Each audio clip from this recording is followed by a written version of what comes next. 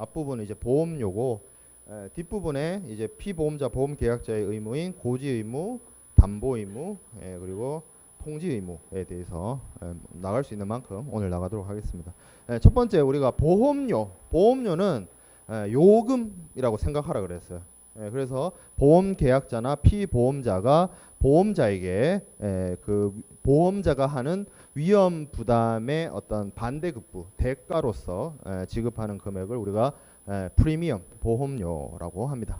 그래서 금전적인 부분이죠. 그래서 요 보험료를 지급하는 것이 어떻게 보면 보험자와 이 피보험자 간의 어떤 의무 이행에 있어서 매우 중요한 부분이고, 보험 요율이란 말이 있습니다. 요율. 보통 이게 우리가 지난 시간에 이어서 배웠던 개념들 중에 피보험 이익의 어떤 금전적 가치가 보험 가액 인슈러블 밸류였다면, 그걸 보험자 보험 계약자가 보험 대상 보험을 부보하는 금액을 결정하면 그것이 보험 금액 insured amount가 된다. 그래서 그 보험 금액에서 다시 요율을 곱해서 산정을 하는 방식으로 계산이 됩니다. 세 번째 동그라미에 보면 보통 이런 식으로 계산이 돼요. 예를 들어서 보험 금액이 미하 5,000불이다 라고 하면 그거는 이제 회사마다 다릅니다. 상품마다 다르고 뭐 보험자마다 달라요. 피보험자마다 다 다르고 어떤 특정한 보험 요율이 계산이 됩니다. 그래서 그 보험 요율을 곱해서 보험료가 계산되는 방식으로 되어 있습니다. 네 번째 동그라미는 책에 있는 내용을 내가 그냥 그대로 옮겨왔는데, 이 지금 한상현 교수님은 보험료 지급하고 보험증권 교부 의무를 동시 이행으로 보고 계세요. 그건 뭐 학자마다 견해가 좀 다른 부분이 있는데 뭐 그건 중요한 게 아니고, 어차피 보험자의 의무에 보험증권 교부가 있고 피보험자 보험계약자의 의무에 보험료 지급이 있기 때문에 이러한 의무를 이행하는 것이 맞겠죠. 자, 그러면 보험료의 종류를 좀 살펴보면 기본적으로 경과보험료 혹은 미경과보험료입니다. 이거는 말 그대로예요. 말 그대로. 일정 기간을 정해서 그 기간에 지나간 기간에 낸 보험료는 경과고, 안 지나간 기간에 대해서 측정되어 있는 금액은 뭐 미경과 보험료겠죠. 그리고 추가 보험료라고 있습니다. additional premium이라고 되어 있는데, 요건 뭐냐면 기본이 있는데 어떤 그 보험 계약자의 위험의 상태가 증가한다거나 더 위험해진다거나 아니면 어떤 특약을 든다거나, 여러분들 쉽게 왜 TV 광고에서 보험 회사들 광고를 하면 뭐 한 달에 얼마 했는데 되게 낮은 금액을 얘기를 하는데 그 밑에 깨알 같은 그 TV에 그 정말 TV에도 잘 안 보이는 그 깨알 같은 것이 쭉 나오죠. 뭘 특약을 하면 뭐 추가 비용을 납부할 수도 있고 그런 식인 거예요. 특약을 든다는 말 자체가 어떤 추가 조건, 추가 어떤 약관을 넣는 경우인데, 그런 식으로 하게 되면 기본 보험료에 더해서 에디셔널하게 더 추가해서 보험료를 납부해야 되는 경우가 발생할 수가 있습니다. 우리 해상보험에서는 기본적으로 보험 계약 조건에 이 적하보험에서 협회 적하 약관에 따라서 여기 지금 세 번째 줄에 있는 것처럼 all risk라든지 with average라든지 free particular average라든지 이런 것들이 있는데, 이걸 선정해 놓고 거기다가 추가로 어떤 위험을 담보하고자 할 때는 추가 보험료가 부과될 수 있습니다. 여기 지금 나와 있는 기본적인 보험 조건 있죠. ARWA, FK 이거 지금 몰라도 돼요. 어차피 나중 가면 귀에 딱지가 앉을 정도로 제가 강조할 거예요. 너무 걱정하지 말아요. 그죠? 위험 보험료. 자, 위험 보험료는 뭐냐면 이거는 이 영업 보험료란 게 쉽게 말해서 그 보험 회사가 보험 계약자나 이런 사람들한테 이제 영업하기 위한 보험료 뭐 이런 뜻인데, 그게 이제 기본적으로 회사에서 책정하는 순 네트한 보험료가 있고, 어떤 그 보험 계약자의 어떤 상태나 보험 대상의 어떤 위험의 종류나 여러 가지를 해서 그 네트한 보험료에다가 추가로 이렇게 붙거든요. 그 추가되는 그 부분이 어떤 화물의 위험도에 따라서 조금 변동이 있습니다. 그렇겠죠. 아무래도 어떤 물건을 보험에 드느냐에 따라서 이 보험 요율이란 게 굉장히 천차만별적으로 달라질 수 있기 때문에 위험에 따라서 요율이 결정된다. 뭐 그런 이야기로 보면 될 것 같아요. 그리고 수입 보험료 이거는 뭐 별다른 큰 의미가 아닙니다. 보험회사가 벌어들인 보험료의 총액을 보통 이렇게 얘기를 합니다. 뭐 이게 보험료의 종류라기보다는 보험료가 이런 용어로 쓰인다 정도로 이해하는 게 바람직하겠네요. 책에 있는 내용을 그대로 가져왔어요. 자, 그 다음에 보험료율이 있습니다. 보험료율 앞서 얘기한 것처럼 보험자, 보험계약자가 정한 보험 금액에 이 보험료율을 곱한 것이 곧 보험료가 된다라고 했는데 보험료율은 보통 이런 식입니다. 자유요율이 있고 협정요율이 있습니다. 자유요율은 보험자가 알아서 정하는 거예요. 각자. 그리고 협정요율은 뭐냐면 이 보험자들끼리 뭐 협약을 하거나 아니면 법이나 이런 것을 통해서 정해지는 그런 것들을 정부로부터 정해지는 그런 것들을 협정요율이라고 합니다. 우리나라의 경우에는 저기 해상보험 같은 경우에 해상보험 경우에는 이 자율적으로 회사들 각각의 자율적으로 좀 정하고 있는 편입니다. 뭐 다른 보험 같은 경우에는 좀 정부의 영향을 받는 보험들이 더러 있어요. 근데 해상보험의 경우에는 이게 어차피 우리나라 안에 보험회사들끼리 경쟁이 아니고 글로벌하게 열려있는 시장이기 때문에 뭐 터무니없는 보험료율을 적용할 수가 없어요. 어떤 특정 기업이. 그러니까 시장의 가격 형성에 따라갈 수밖에 없습니다. 보험회사들이. 그래서 좀 자율적으로 맡겨진 편입니다. 해상보험의 경우에는. 해상적하보험의 경우에는. 자, 그리고 전쟁 및 동맹 파업 위험의 보험료율. 이 전쟁 위험, 동맹 파업 위험이란 게 나중에 보험 약관을 공부할 때 다시 자세하게 언급을 하겠습니다만 기본적으로 해상 적하 보험을 들 때 우리가 해상 사업을 통해서 얻을 수 있는 여러 가지 위험들이 있죠. 뭐 있었어요? 해상 고유의 위험, 하재 이런 것들이 있었죠. 그런 위험으로부터 입는 손해에 대해서 보험회사가 보상을 해주는 건 너무나 당연한 건데 그 외에 뭐 어떤 상대국의 전쟁 행위 뭐라든지 아니면 어떤 부두 노동자들의 파업 행위 이런 걸로 인해서 보험 계약자나 피보험자가 손해를 입으면 보험회사가 보상을 원래 원칙으로는 면책입니다. 그런 것들은 보험자가 손해배상을 안 해줘요. 근데 억울하잖아. 내가 뭐 잘못한 것도 아니고 다른 나라하고 전쟁하는데 뭐 거기서 뭐 유실된 폭탄, 뭐 어뢰 이런 거에 내 화물이나 내 선박이 손해를 입으면 억울하기 때문에 돈을 더 내고 추가적으로 쉽게 말해서 특약을 들면 보험회사가 전쟁 위험이나 동맹 파업 위험에 대해서도 보상을 해줍니다. 그러면 이게 전쟁 위험이든 동맹 파업 위험이든 어떻게 보면 앞서 얘기한 것처럼 에디셔널한 부분이에요. 추가되는 부분이에요. 그러면 기본적인 우리가 이야기하는 해상 적하 보험의 보험료율보다는 훨씬 높겠죠. 특별한 거니까 추가로 드는 거니까 일상적으로는 안 일어나는데 위험하니까 추가하는 요율이기 때문에 보통 이 경우에는 좀 보험료율 자체가 좀 높은 편입니다. 자, 그 다음에 선박보험의 보험료율. 우리가 주로 이 해상보험은 이 해상보험의 메커니즘이 아무래도 화물에 대한 보험, 적하보험 위주로 돌아가게 돼 있는데 선박보험도 이 해상보험의 굉장히 중요한 부분입니다. 근데 이 선박이 갖고 있는 문제점이 뭐냐면 덩어리가 너무 커요. 우리가 알고 있는 뭐 8,000 TU, 10,000 TU, 뭐 12,000 TU, 요새 뭐 18,000 TU도 나오죠. 2만 TU 넘는 배도 곧 나온다 그러고 이런 대형 컨테이너선들은 기본적으로 가격이 3천억, 뭐 4천억 뭐 이렇게 다 넘어가요. 1,000억 단위예요. 1,000억 단위 컨테이너선들이. 아니 1,000억 단위가 넘어가는 물건을 보험에 들면 그 보험료가 얼마겠어요, 도대체. 그래서 선박보험의 경우에는 이게 덩어리가 너무 크기 때문에 보험료율이란 게 뭐 간단하게 보험회사 알아서 정하고 이런 것들이 좀 곤란합니다. 그리고 선박보험 가서 제가 추가적으로 설명을 하겠습니다만 보통은 이 선박이라는 것 자체가 덩어리가 너무 크기 때문에 이 선주들이 선박 전체에 대해서 보험을 들지 않습니다. 일부는 그 선주협회라고 하는 P&I 클럽에서 이 해상사고 발생 시의 위험이나 손해에 대해서 좀 쉐어하는 부분이 있어요. 보험회사한테 다 맡기는 것이 아니라 보험회사한테 다 맡기면 보험료가 너무 높아지는 거예요. 그런 부분이 있기 때문에 이 선박보험의 보험료율에 대해서는 아무래도 적하보험보다는 조금 높고 금액도 크고 하기 때문에 좀 다른 차원에서 접근할 필요가 있고 우리나라 기준에서는 이 선박의 총 톤수를 기준으로 해서 500톤 이상의 경우에는 대한재보험공사, 이게 대한재보험공사가 코리안 리라는 회사입니다.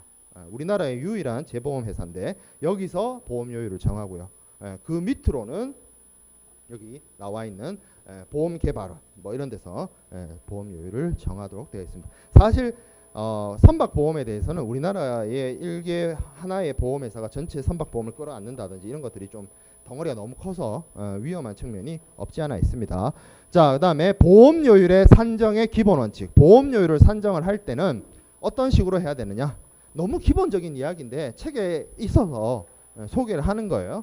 기본적으로 공평해야 된다. 부당하게 차별받으면 안 된다. 내가 밉다고 얘가 밉다고 해서 보험료를 높게 받아서는 안 된다라는 거죠. 그리고 충분해야 됩니다. 보험 사업이 무슨 땅 파서 장사하는 것도 아니고 염가 이런 거 좋아하면 안 돼요.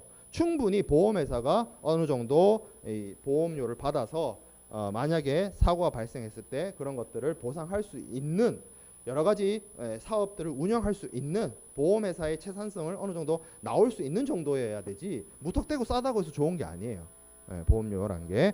자, 그리고 적응성. 보험료율은 우리가 위험의 변경에 대해서도 어느 정도 이야기를 하겠습니다만 그 보험 대상이 여러 가지 상황에 따라서 보험의 그 상품의 보험 대상이 되는 그 대상의 피보험 이익에 위험이 가해지는 위험이 변동되어질 수가 있어요. 이런 것들도 시의적절하게 충분히 반영할 수 있어야 되고 그리고 너무 보험료율이 세서도 안 됩니다.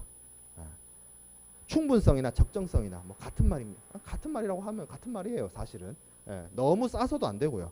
그렇다고 너무 과도해서도 안 되고요. 그리고 안정성도 있어야 돼요. 보험료율이 너무 자꾸 이게 무슨 주식처럼 보험료율이 너무 자주 바뀌면 이게 그 사업 그러니까 보험을 이용하려고 하는 사람들의 사업 안정성을 해칩니다. 사업 계획이나 보통 기업들이 뭐 주먹구구식으로 운영하는 것 같지만 전혀 아니에요. 여러분들이 나중에 회사 가보면 알겠지만 뭘 하나 하더라도 기존에 예를 들어서 내년에 뭘 한다, 뭐 보험을 든다 그러면 그 전년에 사업 계획이나 이런 것들이 충분히 반영돼야 되고 여러 사람의 결재를 거쳐야 되고 아주 복잡합니다. 사업 계획을 구상하는 데 있어서. 그럼 사업 계획을 구상할 때 내년도 사업에 보험을 든다라고 했으면 어느 정도 그 보험회사가 책정하고 있는 보험료가 대충 계산이 돼야 기업들이 내년도 사업 계획을 짠단 말이죠. 그런 것들이 있는데 그런 보험료율이 너무 수시로 너무 자주 바뀌게 되면 좀 곤란하다. 그리고 보험료율은 단순해야 됩니다. 이게 너무 복잡하면 좀 뭐랄까 보험회사 스스로도 힘들어요. 이거 산정하고 이런 게 대체적으로 단순하게 계산이 돼야 되고 그리고 신축적이어야 한다. 위험이 변경되거나 하면 신축적이어야 되고 그리고 보험료율을 과도하게 높게 책정해서는 안 된다. 다 비슷비슷하고 다 뭐 거의 같은 말인데 이게 교재에 소개되어 있기 때문에 보험료율에 이렇게 해야 된다라는 정도로서 이야기를 하고 자 그러면 그 다음에 이 보험료율이 산정될 때 보험료율이 어떠한 것을 기준으로 산정이 되느냐 가장 기본은 보험 조건입니다. 그리고 이 보험 조건이란 게 해상 적하 보험에서는 제가 나중에 여러분들 귀에 딱지가 앉을 정도로 설명할 거라고 했던 해상보험 약관이 기준이 돼요. 그 해상보험 약관이란 게 구약관 같은 경우에는 all risk 전위험 담보 그 밑에 뭐 with average 분손 담보 pre-particular average 분손 부담보 뭐 이런 식으로도 약관이 규정되어 있고 신약관 같은 경우에는 ICC-A, ICC-B, ICC-C 이런 식으로 약관이 정해져 있어요. 기본 약관이 정해져 있단 말이죠. 기본 약관이란 게 결국에는 보험자가 피보험자에게 어떻게 담보를 하는 그 담보의 범위를 구체적으로 명확하게 해놓은 것이기 때문에 어떠한 약관을 선택하느냐에 따라서 당연히 기본적으로 책정되는 보험료율이 달라집니다. 그런 것들이 가장 기본적인 보험료율의 산정의 요소가 되겠죠. 당연히 앞에서 얘기한 그 보험 조건들 중에 전위험 담보가 있었어요. all risk가 있었어요. 그게 가장 비싸지 않겠어요? 느낌 여러분들도 처음 딱 듣는 느낌도 아 얘가 제일 비싸겠구나 생각이 들잖아요. 그런 식으로 보험 조건에 따라서 보험료율이 결정된다. 자, 그다음에 하물의 종류와 성질. 보험의 대상이 되는 하물이 어떤 하물이냐, 어떤 성질을 갖고 있느냐에 따라서 당연히 보험료율이 산정이 달라질 수 있습니다. 사고 발생 우려가 높을수록 보험료율은 당연히 증가되겠죠. 그리고 포장 상태 아무래도 개별적으로 이렇게 박스 포장되는 화물들 있죠. 그런 화물들이 우리가 뭐 벌크 화물이라고 불리는 산화물이라고 불리는 뭐 곡물이라든지 뭐 강석이라든지 원유라든지 그런 화물들보다는 사고 발생 위험이 낮습니다. 왜? 개별적으로 다 포장이 되어 있기 때문에 손해를 입을 우려가 낮다는 거죠. 그런 것들도 고려되고요. 화물의 적부 방식 뭐 이런 것들도 충분히 고려 대상이 됩니다. 물론 이제 컨테이너선들이 대체적으로 해상 운송의 어떤 주요한 수단으로 쓰이기 때문에 컨테이너 안에 실리면 컨테이너가 일종의 창고 역할을 해줘서 크게 문제가 안 되긴 합니다만 아무래도 그래도 이 적부 방식도 보험료율을 산정하는 데 있어서 좀 중요하다. 그리고 화물을 운반을 하고 있는 선박의 어떤 크기라든지 아니면 뭐 선급이라고 표현되어 있는데 이게 지금 국제 운송론이 아니기 때문에 선급에 대해서 자세하게 설명할 시간은 없고요. 그 선박의 선급이란 게 뭐냐면 어떤 선박에 대한 안전도라고 생각하면 돼요. 외부 평가 기관이 어떤 해상 운송을 하는 선박에 대해서 안전도 평가를 내린 거 그게 선급이다라고 생각하면 됩니다. 그러니까 안전성, 배의 안전성, 배가 그리고 얼마나 노쇠했는지 이런 것들도 이게 운송수단이기 때문에 보험료율에 결정을 하는 데 있어서 영향을 줄 수가 있습니다. 그리고 손해율 요거는 어떤 대상 화물하고 관련되어 있는 게 아니고요. 그 어떤 사업 있죠. 어떤 사업 그러한 사업이나 아니면 그 회사 그 업종 전체의 어떤 손해율 이런 것들을 따져서 보험회사가 손해요율을 정할 때 결정을 하는 거죠. 그리고 한적 여부도 중요하죠. 화물을 옮겨 싣게 되면 항구에서 어떤 선박에서 내려서 다른 선박으로 옮겨 싣게 된다. 뭐 이런 행위가 일어난다. 그러면 아무래도 화물을 적재하고 양육하고 옮기는 과정 속에서 화물의 파손이 발생할 우려가 굉장히 높아지기 때문에 그런 경우에도 추가적인 보험료율이 붙을 수 있습니다. 자, 그리고 운송 구간과 계절 뭐 이런 것들 뭐 예를 들어서 7, 8월 달에 일본으로 들어간다. 태풍을 만날 확률이 매우 높아지죠. 뭐 어젠가 뭐 일본이 태풍이 일본 쪽으로 간다고 뉴스를 본 것 같은데, 그렇죠. 난 모르고 있었는데 누가 일본 여행을 간다길래 뭐 아니 그럼 뭐 어디 가는데 그러길래 뭐 나고야를 간대요. 내 친구가 친한 친구가 나고야를 간대. 아 그럼 뭐 공항을 어디로 가나? 간사이 공항으로 가나? 그러니까 친구가 그러더라고. 간사이 공항 아직도 회복이 안 됐다고. 그렇다 하대요. 그래서 사실 몰랐어요. 제가 별 관심이 없어가지고 태풍이 불고 말고 뭐 별 관심이 없어서 그래서 동영상을 딱 보여주는데 간사이 공항에 다리가 하나밖에 없는데 그걸 유조선이 들이받더니 그 다리가 이제 차단됐죠. 그래가지고 섬이 됐어요. 간사이 공항이. 그 웃기죠. 이게 바다를 메워서 공항을 만들었어요. 그게 사실 지금 우리 인천공항도 그런 개념이죠. 물론 인천공항은 섬과 섬 사이를 이렇게 메워가지고 공항을 만든 거긴 한데 조금 건설 방식은 좀 다르긴 한데 간사이 공항은 다리가 하나밖에 없어요. 거기 접근할 수 있는 다리가. 근데 영종도에 있는 인천공항은 다리가 지금 현재 2개죠. 공항철도 가는 쪽하고 이제 송도에서 올라가는. 그리고 하나 더 만들 거예요. 하나 더 만든다고 얘기를 들었어요. 다리 3개 정도는 나야 뭐 하나가 끊겨도 뭐 다니는데 문제가 없지. 그 지금 간사이 공항이 섬이래. 뭐 화물 넣으려고 그러면 배를 타야 된다. 그렇죠. 그러니까 계절도 중요하다는 거예요. 계절적인 부분. 그렇죠. 7월 초나 8월 말 이럴 때 오키나와 가면 태풍을 바로 만날 수 있어요. 거기서 태풍이 생성되니까 아 여기서 태풍이 생성되는구나 이런 걸 느낄 수 있어요. 8월 말쯤에. 그죠? 자, 그다음에 고지 의무. 자, 보험 계약자, 피보험자의 의무를 설명할 때 그때 쭉 얘기를 했습니다. 이 보험 계약자나 피보험자가 해야 되는 의무, 가장 기본적으로 보험료 지급. 첫 번째, 그게 제일 첫 번째. 그리고 두 번째가 고지 의무였습니다. 고지 의무.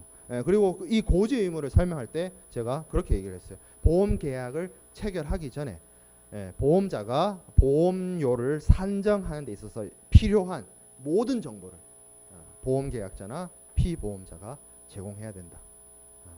우리가 여러분들이 이 적합보험이나 선박보험을 들어본 역사가 없잖아요. 그죠? 그래서 주로 설명을 생명보험이나 이런 걸 통해서 설명할 수밖에 없어요. 근데 개념적으로는 아까 지난주에도 수업 끝나고 그 묻는 친구가 있었는데 생명보험하고 이 손해보험은 메커니즘이 좀 다르긴 해요. 그래도 여러분들 이해를 돕고자 설명을 한다면 이 생명보험 같은 경우에도 내 건강 상태에 대해서 충분히 알려야 된다라는 걸 했죠. 그게 고지다. 내 건강 상태가 어떻습니다. 내가 어떤 질병을 알았습니다. 내가 뭐 술을 얼마나 마십니다. 이런 얘기를 해요. 이 방송 이 녹화되고 있는데 이런 얘기를 해도 되는지 모르는데 제가 추석 때 고향에 가서 고등학교 친구를 만났어요. 고등학교 친구를 만났는데 그러니까 뭐 여러분들도 이제 여러분들은 고등학교를 졸업한 지 뭐 많이 해봐야 5년, 6년 이렇게밖에 안 됐잖아. 뭐 2, 3년 된 친구들도 있을 것이고 고등학교 졸업한 지. 저는 고등학교를 졸업한 지가 벌써 18년, 17년, 18년 이렇게 됐잖아요.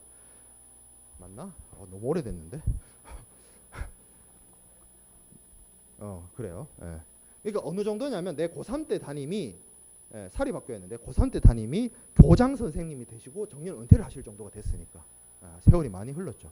친구를 오랜만에 만났어요. 그래서 만났는데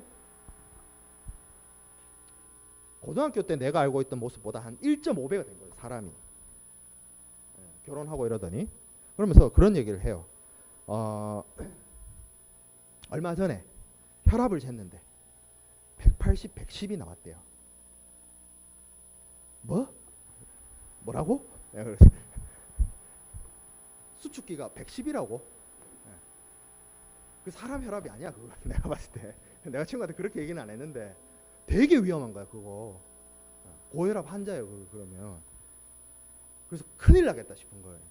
그래서 다이어트를 좀 하고 그래서 그 이제 자기를 건강검진했던 의사한테 기록을 남겨주지 말아달라라고 하고 다이어트를 시작을 했대요.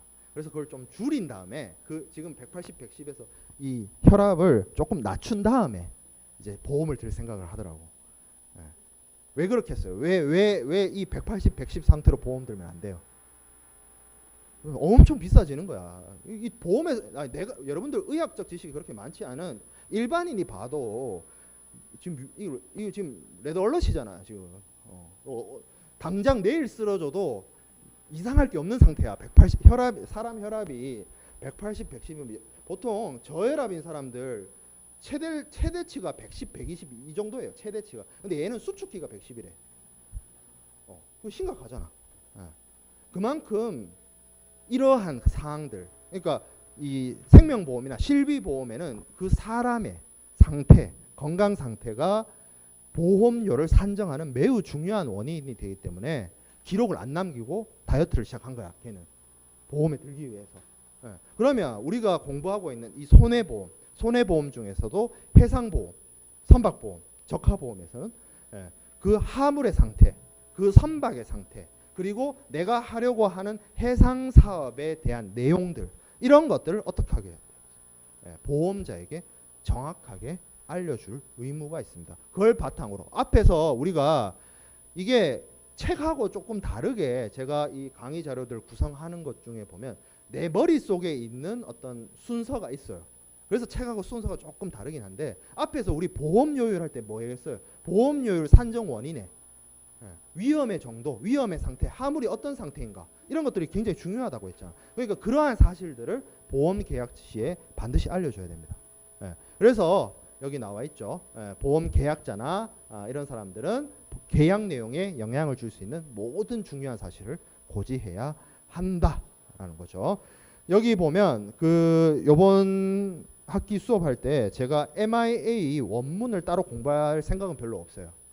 여러분들이 되게 국제운송론 때 뭐 이렇게 하니까 좀 힘들어하는 친구들이 있어서 뭐 그래도 아마 다음 학기 국제운송론 수업 시간에 헤이그 비스비하고 함부르크하고 기본적인 거 웅쿠타드 ICC 통일규칙 같은 거는 해야 돼. 그건 어쩔 수 없어. 해야 되는 건데 요번 해상보험론 때는 MIA 원문을 볼 생각은 없는데 그래서 해결 방안이 수업 중간에, 수업 커리큘럼 중간중간에 이런 식으로 MIA 내용을 제가 요약해서 이렇게 넣어놨어요. 뭐 어느 게 더 이게 약간 조삼모사죠 사실.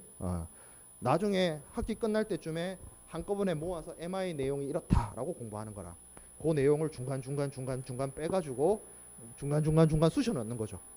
뭐 어떤 게 뭐 좋은지는 뭐 여러분들이 받아들이기 나름인데, MIA에서 이 고지 의무에 대해서 뭐라고 규정을 하고 있냐면 모든 중요한 사항, 뭐 딴 거 얘기 없어요. 모든 중요한 사항이래. every material circumstance, 이런 것들을 어떻게 해야 된다? 계약 성립 전에, before, 전에 보험자에게 고지해야 된다. 모든 사항이죠. 모든 사항. 그래서 이러한 고지를 하지 않게 되면 보험자는 계약을 취소할 수 있습니다. 고지를 제대로 하지 않게 되면.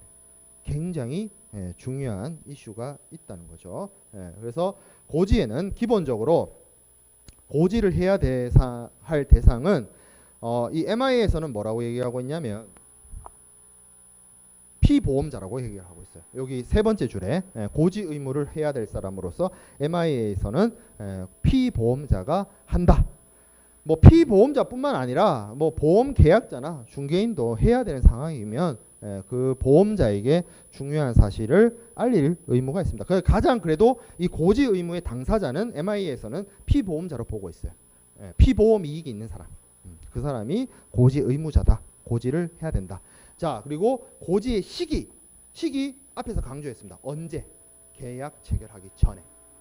그러니까 보험 계약이 성립되기 전에 중요한 사실에 대해서 반드시 보험자에게 알려야 됩니다. 이를 바탕으로 보험자가 보험료를 산정하기 때문에 반드시 보험 계약 체결 전에 내용을 알려야 하는 의무가 있습니다. 보험 계약자나 피보험자는. 자, 그래서 고지는 그러면 어떤 것들을 해야 되느냐라는 거죠. 어떤 것들이 중요한 사실이냐? 기본적으로 피보험자가 알고 있는 사실, 그리고 피보험자가 당연히 알고 있을 것이라고 추측되는 사실, 그리고 대리인이 알고 있는 사실. 뭐 그러니까 대리인도 피보험자에 관련된 내용들 중에 이 대리인이 알고 있는 사안들이 있을 수 있어요. 그것들도 대리인이 중간에 그냥 모르고 그냥 쌩까지 말고 어떻게 하라고? 보험자에게 그 사실을 알려야 한다. 그러니까 이게 되게 좀 애매하긴 해요. 어떤 측면에서 보면. 왜냐하면 이거를 알려라는 식으로 규정이 되어 있는 게 아니라 그냥 모든 사실 이래 버리니까. 우리 집에 숟가락이 몇 개인지까지 다 알려줘야 되느냐. 뭐 이런 논란이 있을 수 있어요. 그래서 이거는 어떤 식으로 접근을 하고 있냐면 필요 없는 걸 얘기하고 있어요. 고지를 안 해도 되는 걸 몇 가지를 얘기를 하고 있어요. 그러면 고지를 안 해도 되는 사항들이 규정되어 있으니까 저기에 해당되지 않는 사실들은 다 알려라. 그 뜻이 되겠죠. 그래서 고지가 필요 없는 사항들이 어떤 것들이 있느냐? 위험을 감소시키는 사실입니다. 위험을 감소시키는 사실. 그러니까 보험의 대상이 되는 그 뭐 화물이나 선박의 위험을 오히려 떨어뜨릴 수 있는, 뭐 아니면 위험하고 별로 영향이 없는 그러한 사실들의 경우에는 굳이 이야기할 필요가 없다라는 거죠. 그렇죠? 아까 제 친구 이야기를 했는데 그 혈압, 성인 남성의 혈압, 그 성인 남성의 어떻게 보면 건강에 매우 중요한 요소입니다. 근데 그 내 친구가 나보다 키가 좀 작은 편인데 그 친구가 키가 176이다. 아니면 뭐 170이다. 아니면 186이다. 별로 영향 있나요? 사람 건강에? 크게는 없어요. 몸무게는 영향이 있을 수 있죠. 무게, 비만의 정도를 우리가 중요시하니까 뭐 어떤 성인병하고 직결되는 부분이 있으니까. 근데 키는 별로 상관없잖아. 위험하고 전혀 관련 없잖아요. 병하고는. 아니 그러니까 뭐 예를 들어서 키 큰 사람은 병을 더 잘 걸리고 키 작은 사람은 병이 안 걸리고, 뭐 이게 우리가 과학적으로 증명이 되면 키도 매우 중요한 요소가 되겠지만 사실 안 그렇잖아. 키 작은 것도 서러운데 뭐 이런 거 있잖아요. 아프기도 더하면 그러면 너무 억울하잖아. 그죠? 키는 병에 영향을 주는 요소가 아니다. 그러니까 여기서 위험을 감소시키는 사실, 위험에 아무런 영향을 주지 않는 사실, 그런 사실들의 경우에는 굳이 보험자에게 알릴 필요가 없다라는 거죠. 자, 보험자가 알고 있거나 알고 있을 것으로 추정되는 사실. 보험자가 내가 굳이 얘기하지 않아도 알아, 기본적으로 이 사안에 대해서. 그러면 따로 이야기할 필요가 없다라는 거죠. 자, 그다음에 고지받을 권리를 포기한 사실. 고지받을 권리를 포기한 사실. 이게 어떻게 보면 보험자가 어떻게 보면 당연히 누려야 되는 어떻게 일종의 권리일 수 있는데, 고지를 받는다는 것 자체가. 근데 이제 뭐 그런 고지를 하지 않아도 된다라고 하면 보험자 측에서 굳이 할 필요가 없겠죠. 안 듣겠다는데 굳이 귓구녕에 가까이 돼가지고 귓속말로 들어 할 필요는 없잖아요. 우리가 안 듣겠다는데, 그죠? 그런 거죠. 자, 담보에 의해서 고지가 필요 없는 사실. 뒤에 배울 겁니다. 보험자가 피보험자나 보험계약자에게 의무 이행과 관련돼서 존속시켜야 될 여러 가지 사안들에 대해서 규정하고 있는 것이 우리가 뒤에서 볼 담보인데, 담보에 의해서 확보되는 사안들이 있어요. 그 경우에는 고지가 필요가 없습니다. 요거는 담보를 공부해 보면 이해가 될 것이고, 자, 이러한 고지 의무를 위반하게 되면 어떤 일이 발생할 수 있느냐. 기본적으로 고지 의무를 위반하면 보험자에게, 이 고지 의무라는 게 결국에는 보험계약자나 피보험자, 특히 피보험자가 해야 되는 의무인데, 피보험자가 고지를 안 하면 보험자가, 보험회사가 어떻게 된다? 취소권을 가집니다. 취소권을 가지고, 우리나라 상법에서는 해지권을 부여한다라고 되어 있고 MIA에서는 취소권을 부여한다라고 되어 있어요. 이 차이가 있습니다. 사실은. 왜? 우리가 지지난 시간에 했죠. 취소는 뭐예요? 무효시키는 겁니다. 아예 처음부터 없던 일로 만들어 버리는 거예요. 근데 해지는 이때까지 있었던 거는 유효하고 장래효로서 향후에 그 계약의 존부에 대해서 효력을 부정하게 만드는 그런 행위가 되기 때문에 조금 차이가 있습니다. 그러면 MIA하고 지금 상법 내용이 충돌되는데 어느 쪽으로 갑니까? 이쪽으로 가는 게 맞죠. 왜? 여러분들이 체결하는 보험계약서에는 영국 해상보험법을 따른다는 영국법 중거법 약관이 들어가 있거든요. 생명보험 말고 해상보험을 들 때는 그 해상보험 약관 중에 그 내용이 있단 말이에요. 그러면 그 영국법 중거법 약관에 따라서 이 내용이 적용되게 돼 있어요. MIA 내용. 그러면 보험계약과 관련돼서 고지 의무를 성실히 하지 않았다라고 하면 그 성실하지 않은 고지에 대해서 보험자가 그걸 빌미로 보험계약을 취소시켜 버릴 수 있습니다. 그러면 나중에 보험료를 못 받아요. 보험금을 못 받아요. 그런 문제가 발생할 수 있게 됩니다. 자, 그다음에 담보 워런티입니다. 워런티. 담보 뭐 기본적인 내용은 설명하고 마쳐야 될 것 같은데, 담보. 자, 담보는 피보험자가 지켜야 될 약속입니다. 어떻게 보면. 그리고 이 피보험자가 담보를 위반하게 되면 그 약속 위반을 이유로 보험자가 면책이 됩니다. 여러분들, 이 워런티란 말을 우리가 보통은 어떤 물건을 사면 워런티가 있어요. 그 물품의 성능에 대해서 제조사가 뭐 보증을 한다, 뭐 AS를 해준다 라고 할 때 그게 워런티잖아요. 워런티. 근데 보험은 회사 쪽에서 해주는 게 아니고요.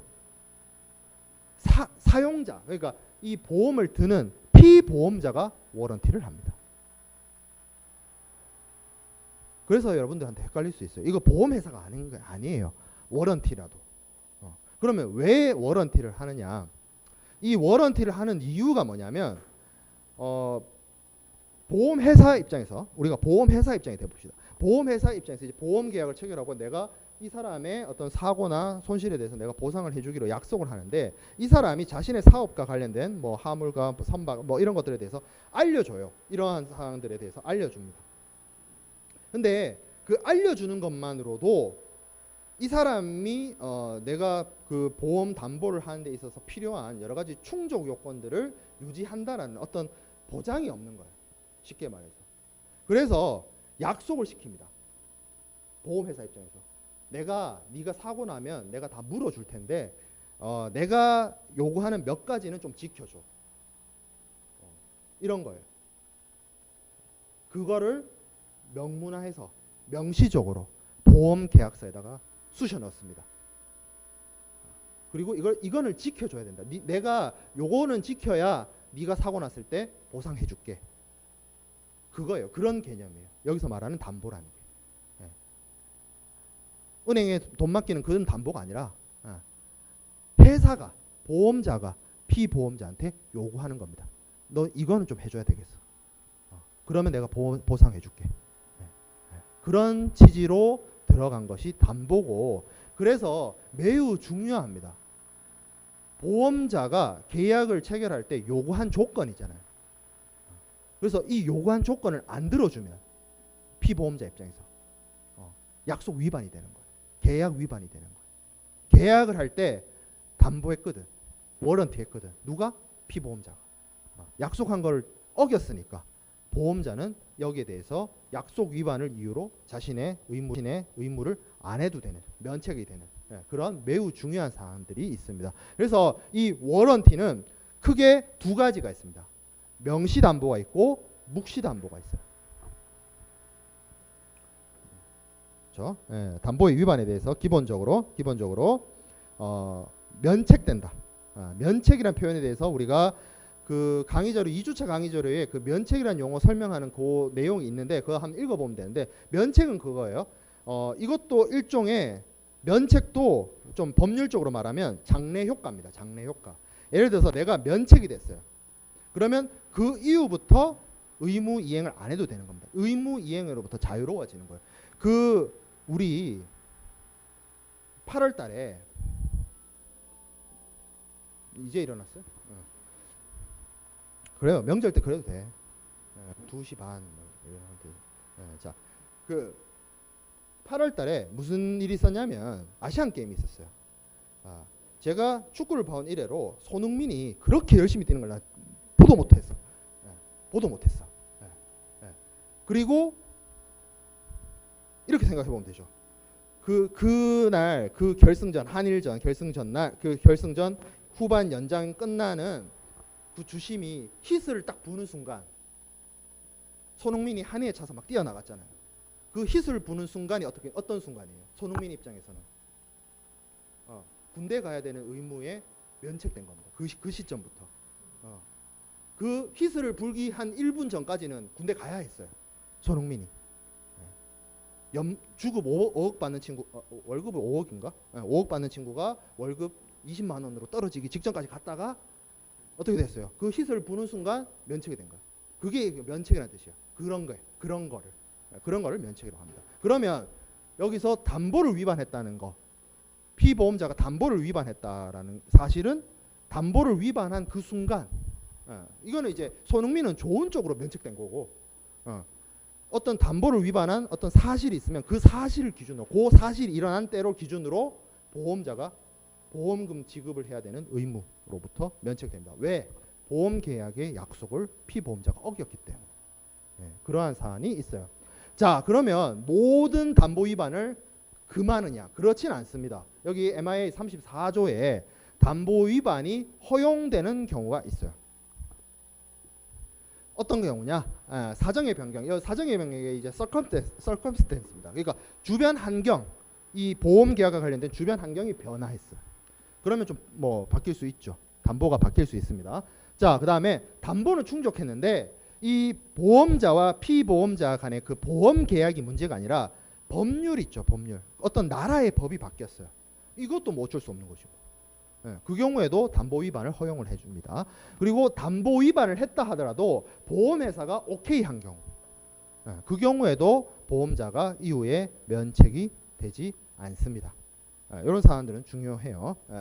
자, 그리고 이 담보 위반이라는 게 얼마나 엄중하냐면, 여기 내가 볼드 표시를 했어야 되는데 볼드 표시를 못했어요. 무슨 얘기가 있냐면 이런 경우가 있어요. 담보를 내가 위반했어요. 약속을 위반했어요. 한번 위반했는데 내가 부단히 노력해서 그걸 회복했어요. 원상복구 시켰어. 그러면 보험자가 면책이 안 되느냐? 아니에요. 이 담보라는 게 약속이기 때문에 한번 어기는 순간 보험자는 그 순간 바로 면책이 됩니다. 나중에 그 내 약속을 어겼던 그 약속을 나중에 사후에라도 회복시킨다? 그거 안 받아들여줘요. 여기 있죠. 위반이 치유된다 하더라도 여전히 보상 책임을 없다. 그러니까 이게 치유가 안 돼. 한번 깨버리면 무슨 도자기 마냥 내가 이 워런티를 깨는 순간 그 계약, 그 보험자는 면책이 돼버리는 그런 부분이 있어요. 그래서 매우 엄중한 것이 이 담보다. 그래서 담보에는 크게 두 가지가 있다. 명시담보와 묵시담보. 명시담보를 익스프레스 워런티라고 하는데 기본적으로 이 명시담보는 명시했다는 얘기예요. 그래서 어디다 명시하느냐? 보험 계약서에 내용이 들어갑니다. 아주 중요한 사항들이죠. 그리고 이 명시담보는 나중에 보험자와 피보험자 간에 맺는 어떤 여러 가지 계약 조건이나 계약 내용, 어떤 약관 이런 것들에 그 무엇보다도 가장 우선합니다. 담보 내용이. 만약에 내용적으로 충돌이 날 수 있잖아요. 담보 내용하고 나중에 어떤 뭐 특약의 내용, 계약의 내용, 약관의 내용 이런 것들하고 충돌 나잖아요. 상충되잖아. 그래도 담보가 우선입니다. 그만큼 중요한 내용. 명시담보. 그래서 여기 요거 이제 두 번째 단락에 있는 내용은 MIA 35조에 있는 내용입니다. 그래서 명시담보는 담보하려는 의사를 추정될 수 있는 어떤 어구 형태의 문구나 어구를 사용해도 무방하지만 어떻게 해야 된다? 반드시 must be included in 어디예요? all written upon the policy. 그러니까 증권에 서면되거나 나타나야 된다. must be.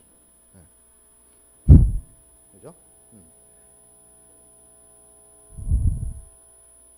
자, 그래서 명시담보까지 하고 마치면 될 것 같긴 한데, 자, 명시담보 다 못하겠네요. 시간이. 그러면 중립담보까지만 하고 마칩시다. 이제 명시담보에는 뭐 여러 가지가 있어요. 안전담보도 있고 항해담보도 있고 선비담보도 있고 하는데 가장 대표적인 게 중립담보입니다. 중립담보. 그리고 이게 가장 오래되기도 했고, 중립담보가 뭐냐면 보험의 대상이 되는 하물이나 선박이 중립국의 것이어야 한다는 거예요. 뭐 영세 중립국, 뭐 스위스 말하는 겁니까? 그런 개념이 아니고요. 여기서 말하는 중립적이어야 한다는 것은 이 국가가 전쟁 행위를 해서 적성 국가로부터 공격받을 위험에 노출되어서는 아니 된다는 얘기입니다.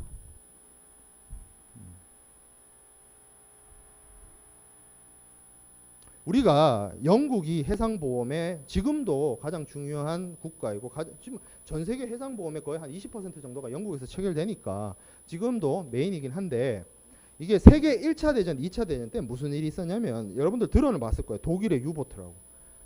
유보트가 대서양으로 돌아다니면서 영국의 민간 상선 있죠. 군함 말고 민간 상선을 무차별적으로 공격을 했어요. 그래서 민간인이 많이 다쳤습니다. 그때. 그때는 세계 1차 대전, 2차 대전 할 때는 항공 운송이 그렇게 발달하던 시대가 아니에요. 타이타닉호 같은 거 타고 다니던 시절이에요. 미국하고 미주하고 유럽을 다니는 것 자체가. 그런데 상선 이런 것들을 무차별적으로 공격하는 거예요. 왜? 저 배에 실려 있는 화물이 곧 영국으로 들어가면 그게 전쟁 물자로 쓰일 수도 있고 뭐 여러 가지로 동원되니까.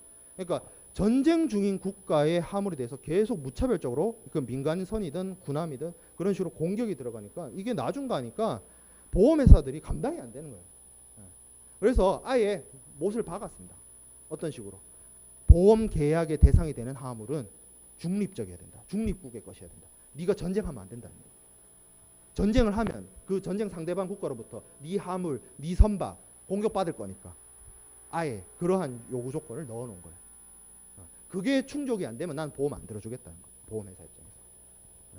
그러한 것을 아예 보험 계약서에, 팔리시에, 보험 증권에다가 문서로서 명시적으로 너는 전쟁 행위를 한다든지 전쟁 상대방으로부터 공격을 받을 우려가 있다든지 그런 내용 그런 상황에서는 내가 더 이상 보험자로서 역할을 해줄 수가 없겠다라는 내용을 넣은 게 명시담보로서의 중립담보입니다. 그 외에도 몇 가지 중요한 안전담보라든지 항해담보라든지 이런 것들은 있는데 요거는 다음 주 화요일 날 이어서 하도록 하겠습니다.